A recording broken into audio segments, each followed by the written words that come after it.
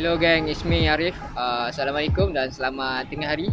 So hari ni aku nak buat satu video tentang Kawahara yang aku pakai sekarang ni, Kawahara. Sebab ramai yang PM dan DM aku dekat Instagram, dia tanya lah, "Bang, abang pakai exhaust apa tu?" Sebab tak pernah nampak dekat Malaysia lagi kan. Ya, exhaust ni memang limited. So dekat Malaysia ni jarang nak nampak exhaust ni. Sebab exhaust ni import daripada Indonesia.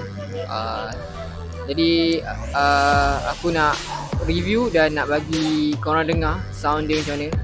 Sekarang ni cuma dekat dalam handphone suara dia lain tau, dia punya sound lain. So korang kena dengar daripada depan. Daripada depan baru sedap dan dengar. Kalau dengar dalam handphone mungkin kurang sikit.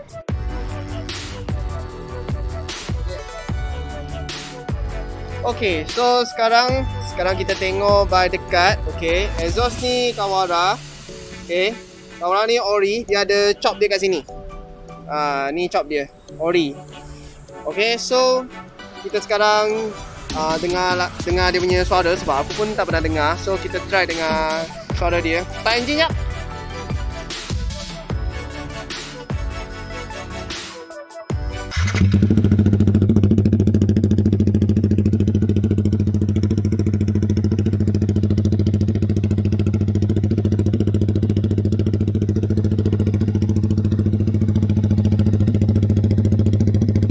Okay guys, inilah suara Kawahara exhaust ori ni.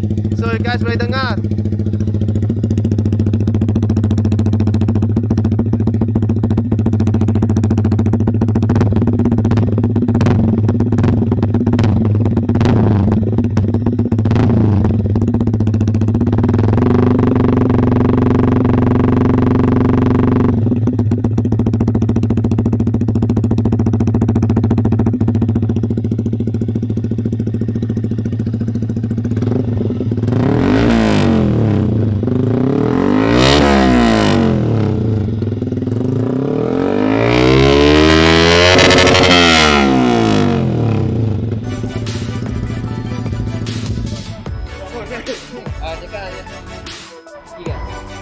Okay, sekarang everyone dah dengar dia punya suara ni. So inilah suara Kawahara ori lah.